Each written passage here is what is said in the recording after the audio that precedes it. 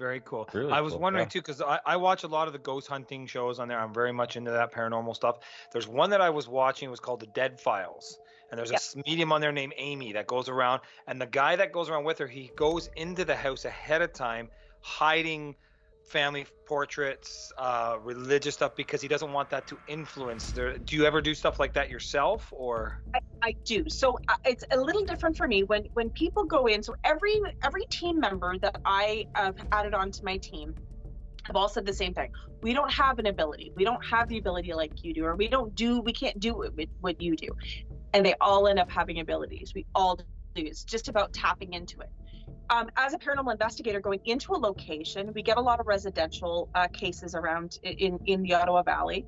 Mm-hmm. And basically somebody will contact us. They will say, I'm scared. I'm having these instances, but I'm afraid. I don't know who. I don't want people to think I'm crazy. I don't want to reach out to the wrong person and be locked up or so on.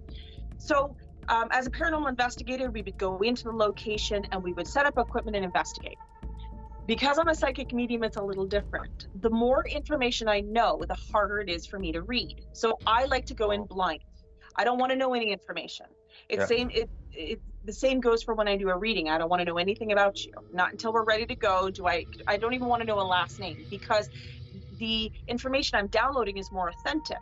So going into these haunted locations, I would go in before my team, essentially, or as my team is setting up. I would walk to each room or each spot in the location, and I would get my feel on how I feel things have gone down, or what is happening. And then it is at that point that we will set up the equipment, do the investigation, and try to correlate and validate if that kind of comes together.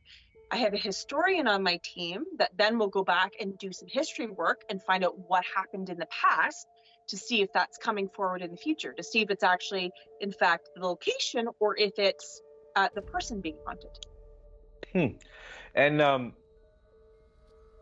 I guess ghost stories, there's a lot of people out there that want to discredit ghost stories or discredit whatever you see. So typically when you guys go out and go do paranormal activity, do you look at, different scientists or different science that can be used to discredit what people experience or what people see? Like I heard something before, someone seeing shadows, and it ends up being a light that casts super far away, and they makes a shadow in the house all the time. So do you look into those too, or skeptics Absolutely. that can discredit? Yeah, absolutely. So when a skeptic approaches me and asks me to prove paranormal exists, I ask them to prove it doesn't exist. Prove it doesn't. When you can prove it doesn't, we'll sit down and chat.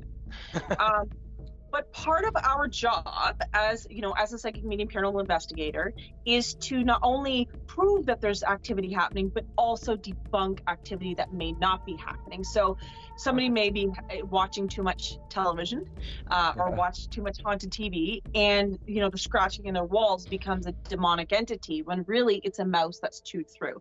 So we do use daily pieces of equipment that are not necessarily geared for paranormal, but we use them in paranormal situations to debunk those things too.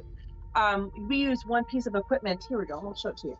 This is called a FLIR, or a FLIR system. FLIR, yeah. And this is a thermal gun that is used to detect thermal imaging. So it's not developed necessarily for paranormal investigating, but it aids in us, so that if we were to look at a wall, or to look at, to find hot and cold spots, to see if in fact it's a draft coming in instead of a cold spot happening, paranormal ones.